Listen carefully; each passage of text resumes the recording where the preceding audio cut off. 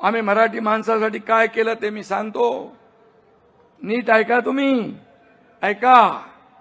20,000 इमारतींना ओसी देण्याचा निर्णय आमच्या महायुती सरकारने घेतला. 20,000 इमारती, 20,000 लोक नाहीत.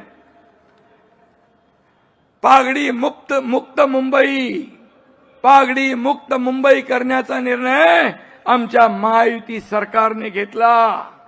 फनेल झोन मध्ये अडकलेलं रिडेव्हलपमेंट करण्याचा निर्णय आमच्या सरकारने घेतला. झोपडपट्टी मुक्त मुंबईसाठी 17 मोठे झोपडपट्ट्यांचे क्लस्टर करण्याचा निर्णय आम्ही घेतला.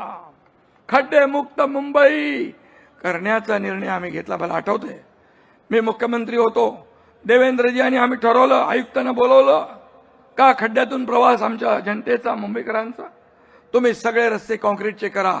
2 फेज मध्ये आपण मुंबईतले सगळे रस्ते काँक्रीटचे करतोय. मे पर्यंत बरेचसे रस्ते त्यातले होतील. पुढच्या 1 वर्षात मुंबई खड्डे मुक्त झाल्याशिवाय राहणार नाही. हे काम आहे आमचं, हे काम केलंय. म्हाडा इमारतींच्या पुनर्विकासासाठी क्लस्टर योजना आम्ही आणली आहे.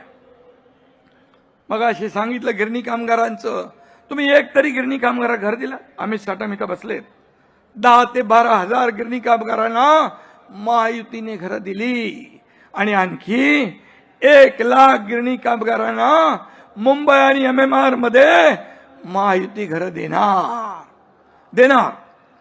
कारण मुंबईकर मुंबईसाठी खपलाय. आम्ही स्वतःची घर भरणारे नाही, लोकांना घर देणारे आहोत.